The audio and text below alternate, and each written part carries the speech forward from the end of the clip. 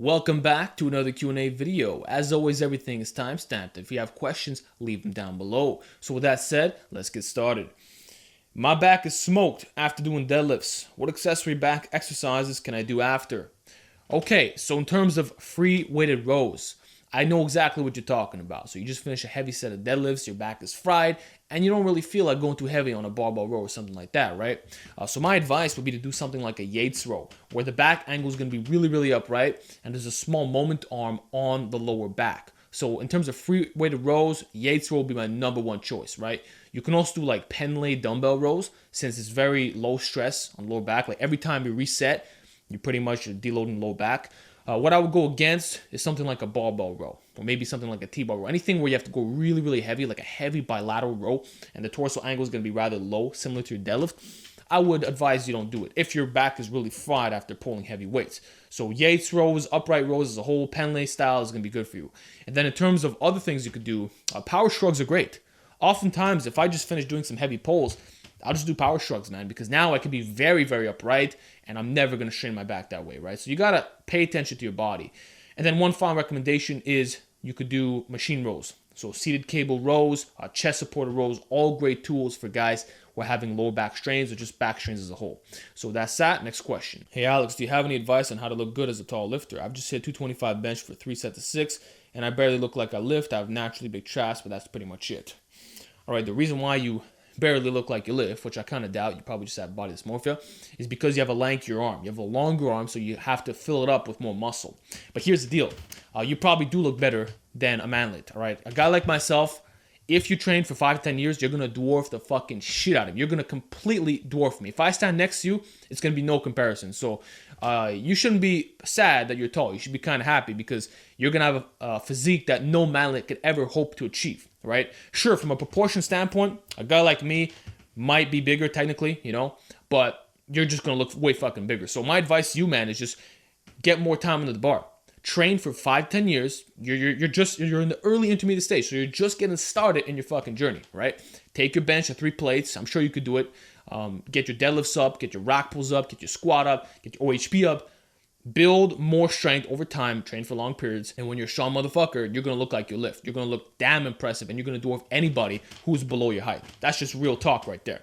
So don't be mad. And also consider upping your body fat, dude. A lot of tall guys, they don't eat a lot of food. They're just fucking lanky and skinny. That's not what you want, man. As a tall dude, you can afford more meat, all right? A guy like myself, if I get too fat, right, my waist is going to be so fucking blocky that it's not going to really look good, right? But a tall dude, because your body's so long, you can afford to gain a bit more weight. In fact, you're going to look better most likely, especially in a shirt, if you do gain some weight. So up the body fat, train for longer periods of time, you're going to look fucking phenomenal. Next question. Yo, Alex, how often should I go for a 1 rep max if my goals are to get stronger, and what would you generally feel is the best method for getting strength? Great question, man. So in terms of maxing out, there's a lot of different methods of doing this. I personally use concurrent periodization, which means I am maxing out every single week. Right? I have a volume day and an intensity day. And I've been doing this for over 2 years now, maxing out every single week, not having any recovery issues, no nervous system problems, because I rotate the movements, right? So that's one way you could train, and this is what I personally recommend to my clients or the people that I work with as a whole, including the guys on this YouTube channel. But if you wish not to go the concurrent route, there's undulating, there's linear, there's all kinds of periodization models, and it typically involves a peaking process where you go through different phases, like a hypertrophy phase, a power phase, and then eventually you max out at the very end of the system, which might take you anywhere between 4 to 12 weeks. So I recommend concurrent, but if you want to do linear, that's fine too. You're good, but you're just going to be maxing out towards the end of the session. So that's that. Next question. Alex, I'm currently on your Novice Program and bulking. Do you think I can continue running Novice Program after I go on a cut? Am I going to be able to recover properly? That really depends on your body fat percentage right now. Like if you're overweight, if you're above 20% body fat, and you start going on a cut, you should be able to make gains, especially as a novice lifter. So I wouldn't really worry about that too much. What I've always said is the following, right? If you're fat, you go on a calorie deficit while in the Novice Program, right? And you milk the strength gains for what it is.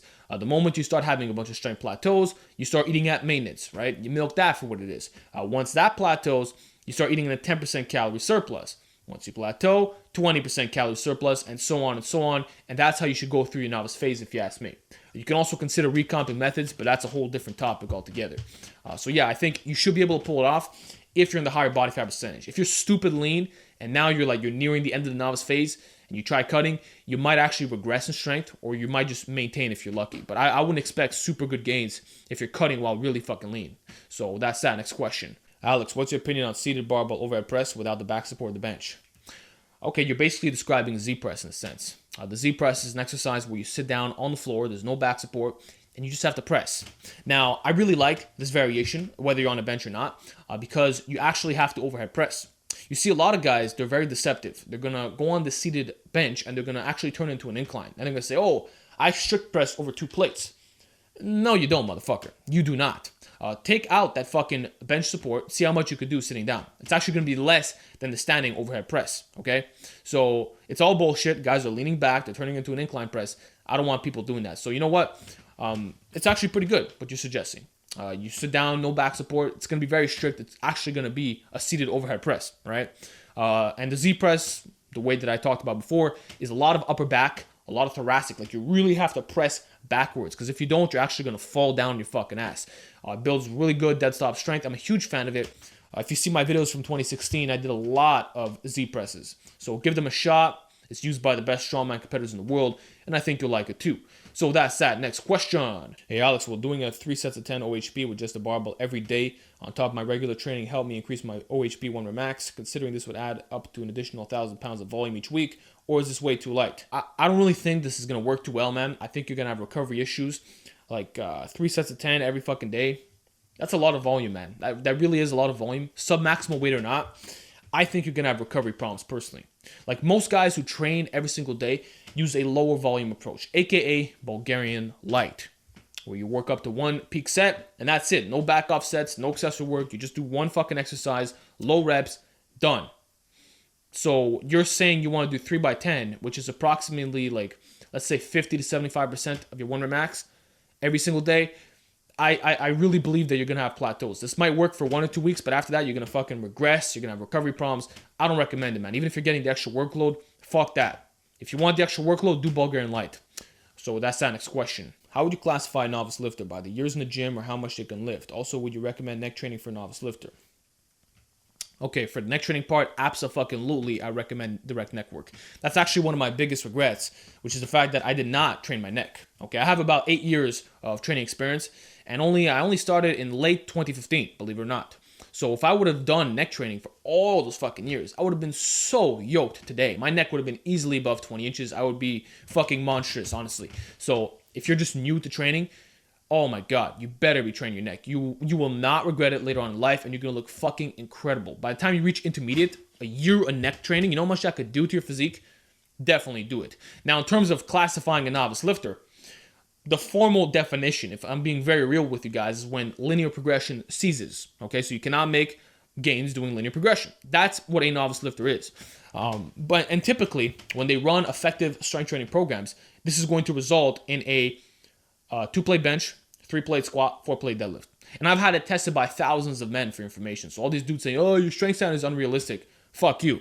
Go to my page, outalpha.com, look at the novice program, look at the comments section. I've had thousands of men acquire results. I get testimonials every fucking day of people reaching my standards, right? My standard is 6 to 12 months, right? That's what I like to advocate. 6 being for the genetic elites, which most guys are not going to reach, including myself. I did not reach it in 6 fucking months. It took me 8 months for information. Actually, 8 months for the bench and the squat, 10 months for the deadlift. That's what it took for me. Or a year for deadlift. I don't really remember. That was it for me, right? So 6 to 12 months. Maybe if you're like shittiest of the shittiest, you'll get 15 months. That's how long it takes to reach intermediate stage, whether you're on a novice program or not. So novice lifter means linear progression ceases, typically when you get the numbers that I talked about before. Oh yeah, and that also means that training experience is jack shit. So if you're training for 10 years following a bro split, that doesn't mean that you milked your linear gains. So if you go on to my novice program, which several guys have done, even though they're like technically advanced because they've been training for so many years, they tend to make really fast strength gains. So that's that. Next question. Hey Alex, I'm a new viewer with some lifting experience. My deadlift PR is about 4.5 and I use mixed grip. I was rock pulling and could barely move 4.5 with double overhand, but can move it effortlessly with mixed grip. Should I start using straps or should I stick to mixed grip? Stick to mixed grip, okay? You can't do shit with double overhand. I don't even think I could do 4.5 double overhand. First of all, I have small hands, but fuck double overhand. Seriously, do mixed grip. And if you feel that you're going to tear a bicep, if you're scared in any way because you could use a lot of weight in the rack pull, then fucking use straps. But yeah, use mixed grip. You're 405 right now. You should be able to take your grip to over 600 very easily using the mixed grip. But once you start having grip issues, which is bound to happen on the rack pull, especially if you're doing it above the knee, then start introducing double overhand with straps. Remember though, if it's below the knee, you probably don't need straps at all. I never use straps for below the knee rack pulls. Not really necessary, okay? Especially if it's close to your deadlift working weight. So yeah, if it's above the knee, double overhand with straps, but only after you've milked your mixed grip gains. So that's that next question. Hey Alex, I was watching the NFL Combine a while back and was wondering how these guys are so strong on the bench. A lot of them can bench 225 for 20 plus times. Even the skinny receivers can get it for a good 12 reps. What would their max be? Are they on drugs or are they genetically gifted, which is why they are competing at that level? Thanks. Okay, there's a multitude of factors here. Number one, I don't know if you're aware of this, but football players hire strength and conditioning specialists, right? Like if you ever went to a college campus, right, and you talked to the football players there, they typically hire professionals that write them strength programs. A lot of them run linear setups, believe it or not. I've spoken to many of them, and they run actually good written programs. And that's kind of what distinguishes the strength training world from the bodybuilding world.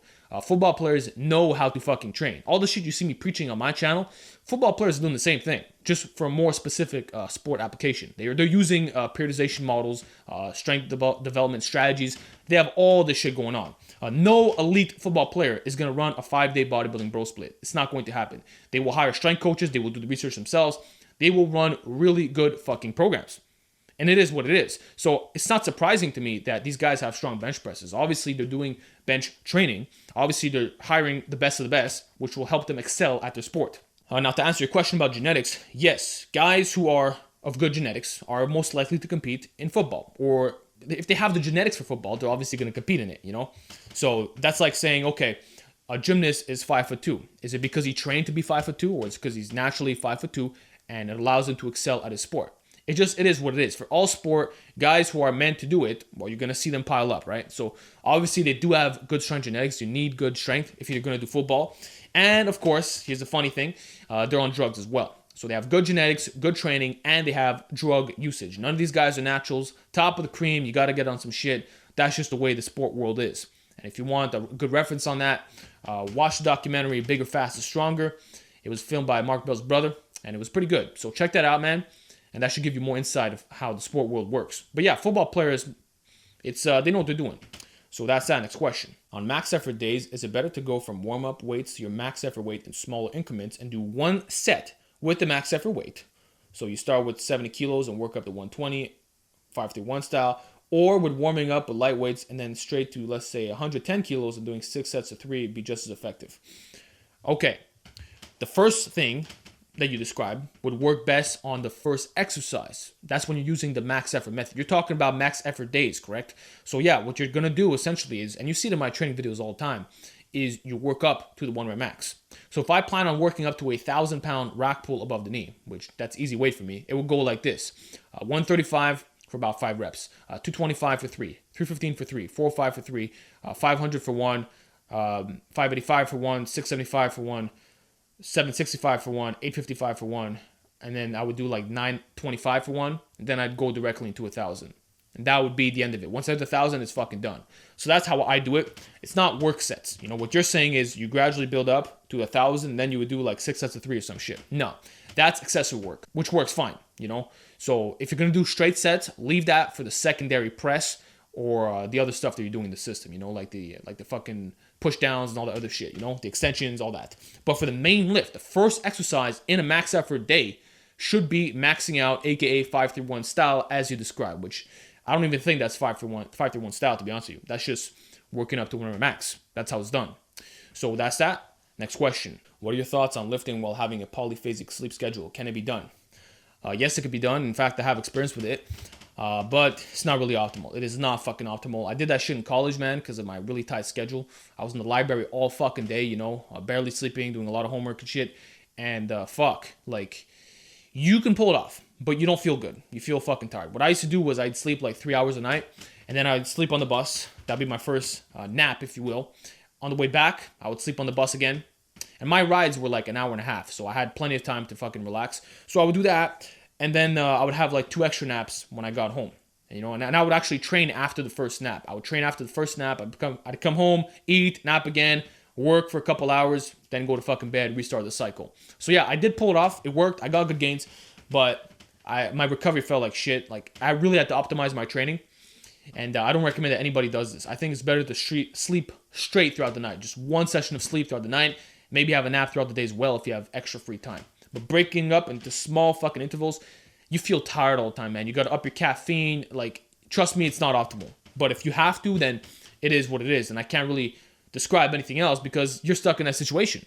But if you can get out of it, fucking get out of it fast. So with that said, next question. Alex, should I train my neck like I train everything else with a volume and intensity day? Sure, you could do that. Actually, when I started peaking on my neck size, I started incorporating that method. I would do like fucking Wednesday, I would go really, really heavy on the neck work. Like I would do reps of 5 to 10, like really fucking low reps. And then another day of the week, I would do very, very high volume, like 4 sets of 25 for every single side. And that worked very, very well. But it's not necessary, believe it or not. Neck training responds very, very well to basic linear progression, believe it or not. So you could just micro-load it, man. So you could go like 2.5 pounds at a time added to the weight, and you're going to make really fucking fast strength progress. You don't even have to periodize your neck training, to be honest with you. Just work it hard enough. Actually train it, pick exercises. If you stall, switch it up. It's really, really basic. So neck training, you can do the concurrent route if you want. That works. I had great success with it, but you can also do basic linear progression just like you were a novice. And you're going to see linear gains for a long fucking time. Like the neck is very hard to plateau on, believe it or not. So that's that. Next question. Hey Alex, what is your opinion on heavy lifting in the squat and deadlift? Stunting growth as a teen. I'm 15 years old, 6 foot and 175 pounds. I bench 225, squat 315 and deadlift 440. Okay, first of all, those stats are fucking amazing for your age. I don't think you realize this. Like that is excellent stuff, my man. I have guys in their 20s that are struggling to hit these numbers. So if you're 15 and this is what you have and you're not lying and you're not ego lifting, big props to you, man. And maybe you should compete in powerlifting. Actually, I would suggest that you look up the records for your area and go crush that shit. Fucking kill all the records. Like this is good stuff. What I'm seeing is good stuff. You're going to be an amazing natural. By the time you're 20 years old, you're going to fuck all kinds of shit up. Hell, maybe make a YouTube channel and do a collab with your boy. Because I might see you on the fucking world record page, man. Keep up the good work. But to answer your question, it will not stunt your growth, all right? If you use proper technique and you sound like a guy who understands technique, given your strength numbers, you don't ego lift, you're going to be fine. Guys who stunt their growth is because they go through a really insane injury and then they're completely fucked. Like I had a really good friend from I had him from elementary school, and he fell into a ditch, right? And it completely, like, he was growing fine. He was like one of the tallest kids in our class, and he was growing at an exponential rate. But when he fell in that fucking ditch, it stunted his growth. Like, he stopped growing, man. He stopped growing in height because I think he fractured. I don't know how the shit works, like the terminology and shit, but he fractured something and it fucked him up, and he didn't really grow past that point. I've seen this happen in twins as well, where one of them gets injured playing sport, like soccer or hockey, and they injure a growth plate or some shit. I don't know if I'm using the right terms. I'm just saying what I know, all right? So if you get fucked up, if you get hurt, use bad form, that might stunt your growth, Spinal compression too might make you, like, if you have bad posture, rounded forward shoulders, might make you look shorter, but you're not actually stunting your growth. And if you decide to get on steroids at a young age, that is most likely to stunt your growth, all right? And that's just my speculations, of course. But in terms of the actual weightlifting, no, there are men who've been doing it since a very, very young age. They have no difficulties whatsoever. And I don't think it's just a myth, honestly. It's just a myth. And if we can speculate one more thing, like, we can argue that because you are lifting weights, you have an extra surge of hormones, you're actually going to grow taller. But that's probably just bro science. So yeah, man, keep up the good work. Don't worry about it. Just train safely. And that's it. Next question. Alex, I've started doing rack pulls above the knee and started doing my rows cheating instead of strict. You have fully convinced me that this will give me the best back strength development. However, I am not bodybuilder but a powerlifter, and therefore I do not see any reason to do cheat shrugs. Do you agree with me that I will get very little yield from cheat shrugs from a powerlifting perspective? Okay, well, first of all, in regards to rack pulls above the knee, I would actually suggest that you don't do them as much as you're doing them now. Because yes, it is a terrific upper back and trap builder, but it's not really specific in building your deadlift off the floor. Okay, there have been times where my rack pull above the knee increased to tremendous amounts, and I pretty much had no carryover whatsoever. So if you are a power lifter, as you stated, I would do rack pulls below the knee, and the highest maybe at the knee, like at the knee level or below the knee. I think you'll have a better carryover to your pulls off the floor. Just a little bit of advice right there. But in terms of the barbell power shrug, it might have carryover. It might. Like, I know George Lehman is a big believer in power shrugs. So, like, he works up to 1,000 pounds for high reps. And he had great success, one of the best deadlifters of all time. So, yeah, man, maybe you should give it a shot. I know it worked for George. It worked for a lot of his clients. And that's all I could really say. Like, it's not really specific in terms of the movement pattern, but you know what? You gotta put on muscle on your traps, right? And the power shrug is a great way of doing that. So maybe give it a shot. I know it's great to do when your lower back is fried from deadlifts, as I talked about in the first question. Like I said, the carryover thing, I don't know if it's going to carry over, but it will give you better muscular development. And you know what? Fuck it. It's probably worth it if that's the case. And like I said, it worked for George Lehman and his clients. So that's that. Next question. Yo, Alex, I love your channel, and I know it's geared for 20-ish-year-old subscribers, but I wonder if some of your ideas and advice would be different for old guys in their mid-40s. Yeah, man. So to answer your question, yes, my advice works for all ages. I don't care if you're fucking 6 years old, it should work for you. Because this is a set, like these are principles, these are training principles. I always reference exercise science and the experience of the best athletes in the world, including my own experiences and observations that I've made in the long term. So yeah, listen, man, about 16% of my viewers are older men. I'm talking 40, 50, 60. I looked at the analytics. It was pretty surprising. So there's a large percentage of you, if you ask me, like 16% of 45,000 viewers is a lot of older men, if you ask me. And a lot of them have really great success. Many of them have emailed me. I get tons of testimonials from the older guys.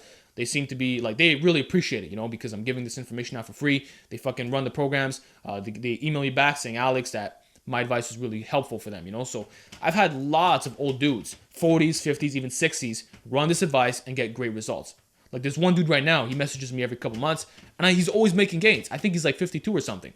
Great fucking gains. So yeah, man, I think this is a great way to train if you're old, like training your lower back and abs, you know, having the concurrent periodization set up, so you're rotating movements, you have volume day, intensity day.